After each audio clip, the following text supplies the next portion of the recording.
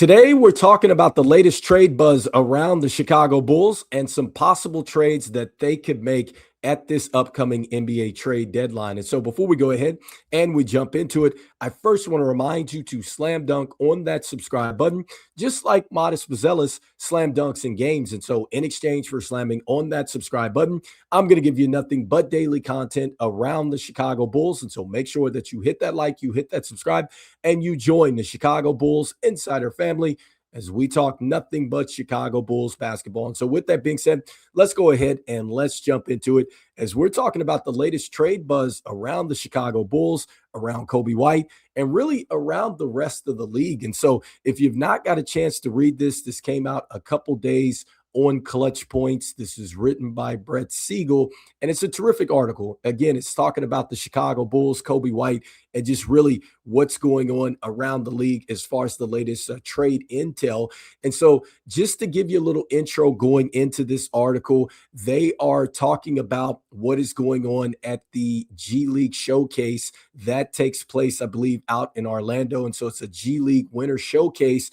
And really, all the front office is out there. They're looking at this showcase. And I guess they are also talking about the upcoming trade market as we are about 6 weeks away from February 5th, which is going to be the NBA trade deadline. And so that is what the article starts with.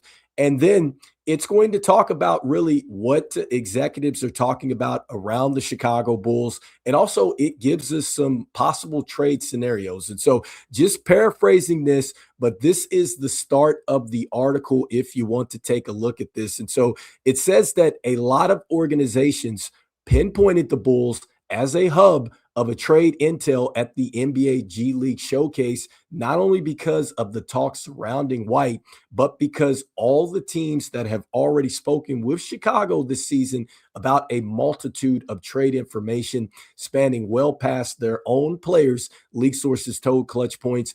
Although the Bulls will be entering this year's trade deadline as sellers once more, sources described such a label as sellers with a purpose. Unlike the Sacramento Kings, who appear to be on their way to a full roster reset in the near future, the Bulls will be very selective with who they trade and where they potentially trade certain players to. White is certainly at the forefront of the Bulls discussions right now with rival teams, as several representatives from a few teams in both conferences told Clutch Points how the general feeling is that Chicago is essentially looking to create a bidding war for the combo guard in the final year of his deal. The Bulls' mindset is that they will be able to get at least one unprotected first-round pick. And so let's start there with that and just the Bulls looking to go ahead and get an unprotected first-round pick. And so I love the fact that the Bulls are thinking that they want to get a first-round pick back. I do think that with the way that Coby White is playing and really with him starting to catch rhythm, I think that that certainly is something that the Bulls can get back, is an unprotected first-round pick. You know, I think they probably could have got more back if they were a little bit more willing in the past to make the move, because now what you're running into is that there's a lot of teams that are kind of just wondering, do we want to take a chance with Coby White on a one-year situation? Because he's going into the final year, or he's in the final year of his contract.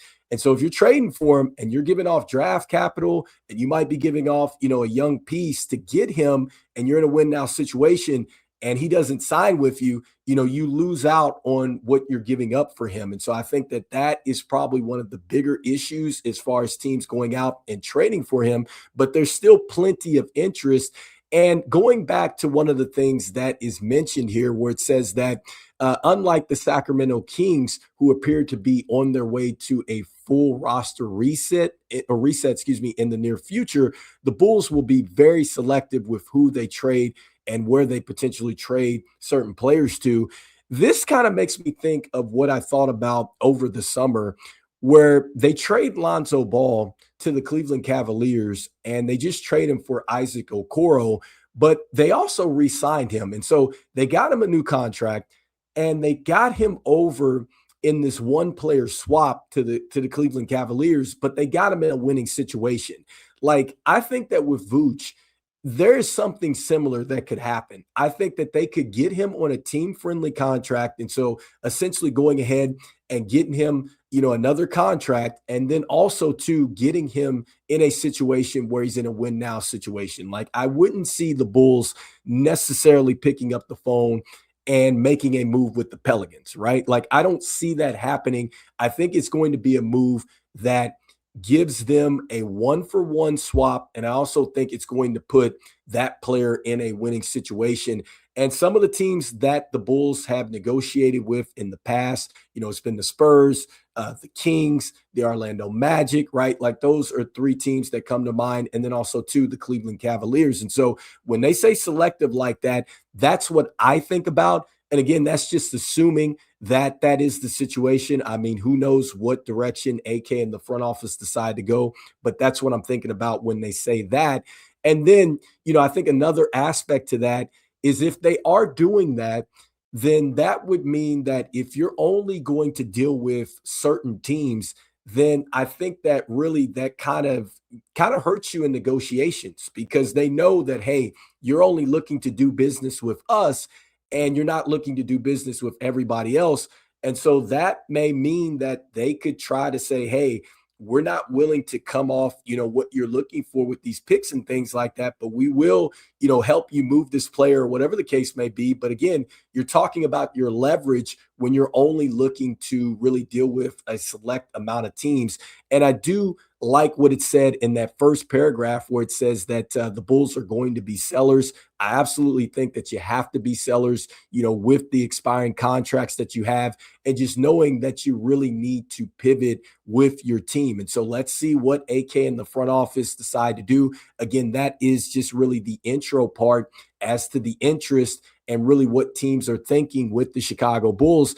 And that leads me to the next point in this article where it is talking about what is going on with the Atlanta Hawks. And so with this situation, it is essentially saying that the Hawks may be looking to move off of Porzingis in a possible deal here. And so, again, just really paraphrasing this one, but it is saying that, maybe with the way that the season has gone with the Atlanta Hawks and just really they were expected to be a team that was, contending in the East. They're currently, I believe, 15-15 and they might be looking to shake it up a little bit. And so it says that Vucevic is a stretch big man like Porzingis, who is making about $9 million less than the current Hawks big man. Atlanta is currently 5.4 million below the tax line, and they would like to remain in that standing, but they could achieve this while also potentially flipping Porzingis and an expiring contract and draft assets for both White and Vucevic, two immediate upgrades to help them make a deep playoff push. And it says, again, this is simply a proposal from league personnel, and there's nothing to suggest at this time that the Hawks are actively pursuing Vucevic or White. However, this type of marginal move the Hawks are said to be more interested in pursuing should a decision to trade Porzingis be made. And so, with that being said, I think that the Atlanta Hawks are very much in a situation where, yes, they're looking to possibly be in a situation where, yes, they may want to buy. And they're also, too, if they are selling, it may not necessarily be selling off the entire team. Like, I think that they are very much in a situation where they want to go out and they still believe that they can compete.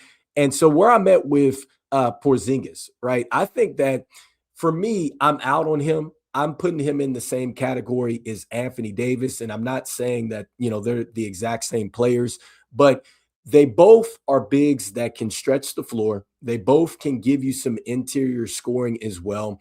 They both can give you some rim protection.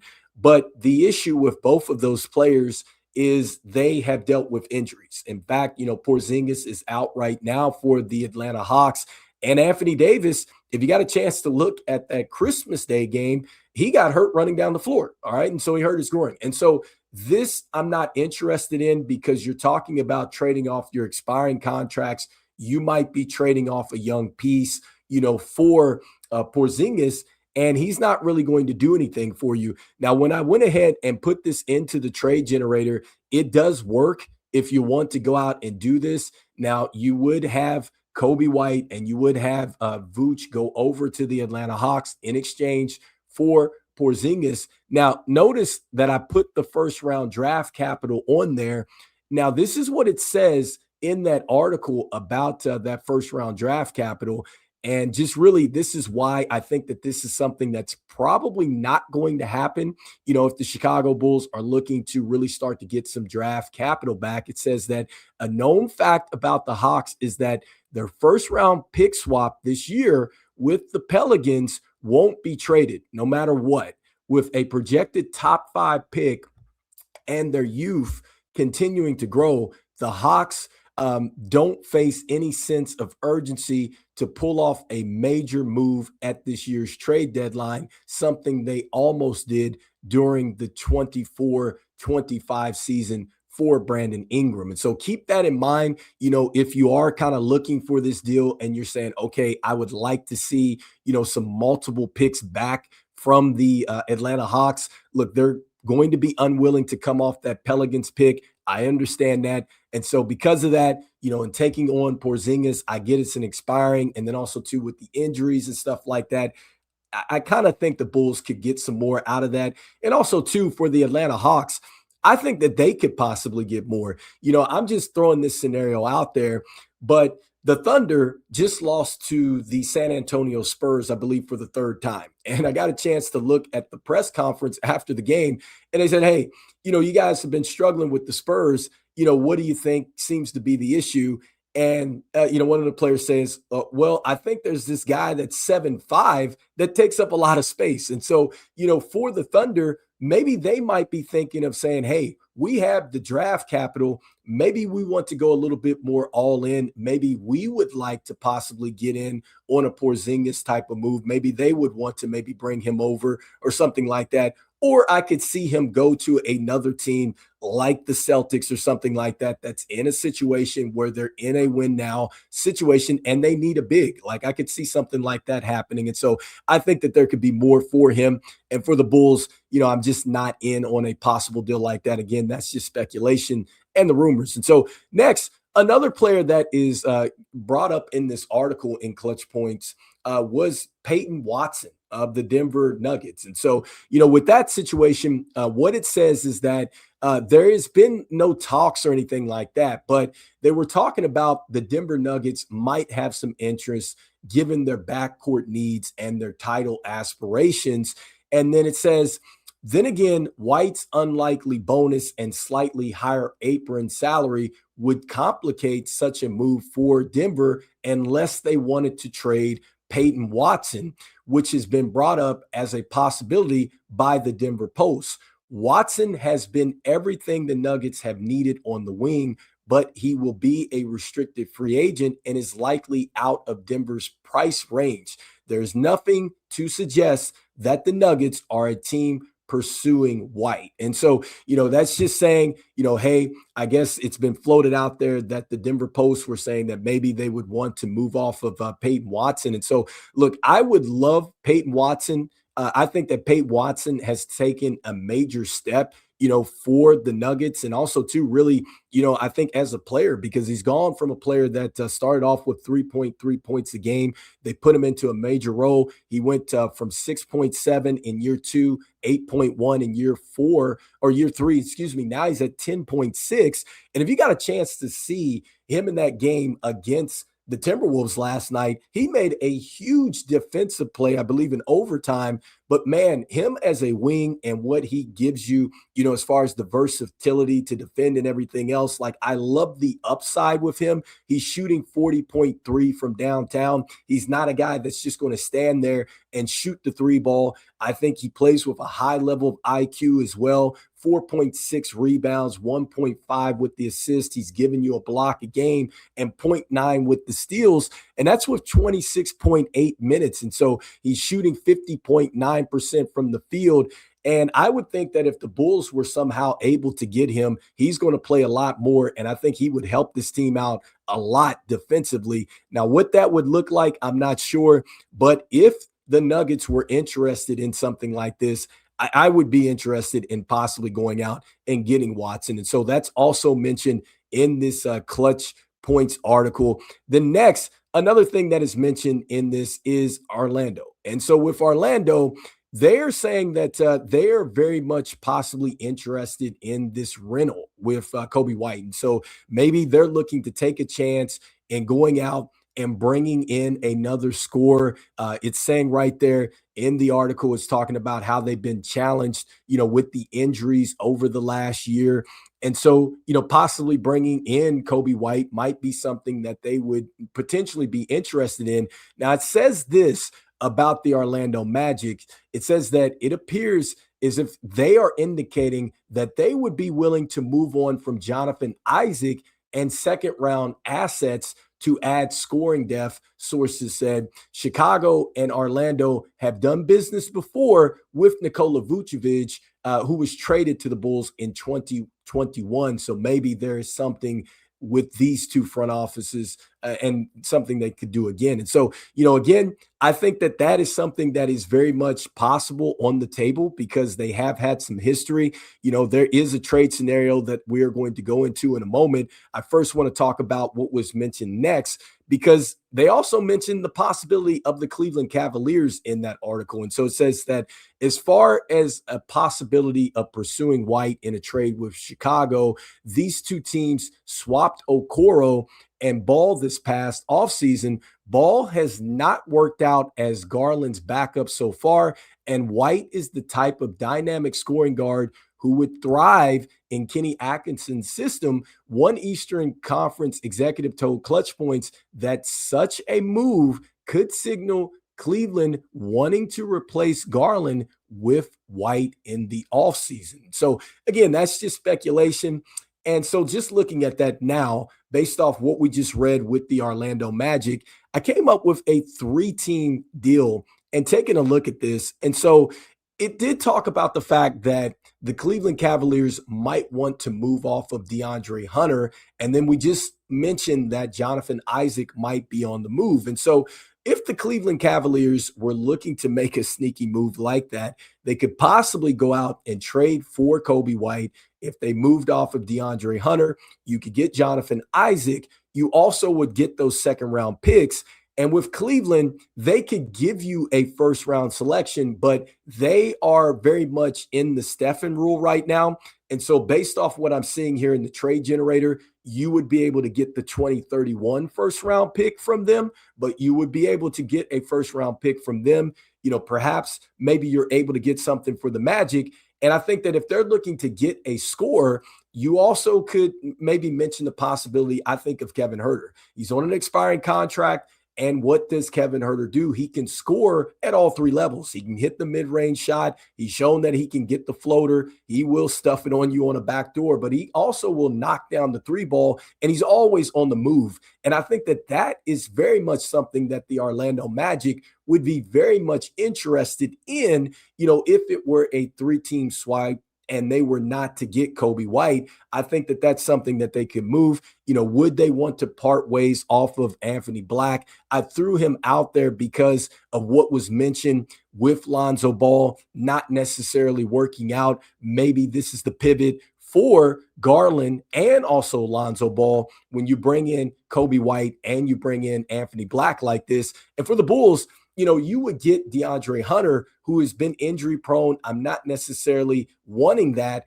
But when taking on Jonathan Isaac and DeAndre Hunter, I think that this is where you're taking on, just some assets that they've been injured, and you want more draft capital back. I think that this is the type of move where you say, hey, we'll take those seconds. We also want our first here for Coby White, or maybe 2 first if you can get it. And so I think that that's where you are with that. Does this deal work? Yes, it does. When you're looking at this as far as the compliance and everything else, you can see that it works out. Obviously, I think that the Orlando Magic would have to make an adjustment. But other than that, financially, everything else, it works out there. And so anyway, you guys let me know in the comments here, would you guys like to see something like this with this 3-team trade? Again, this was mentioned in Clutch Points with, the Cavs, the Magic, and then also too, There's a lot of talk about Coby White obviously going into this thing. And so just coming up with a 3-team trade there. And then towards the end of this article,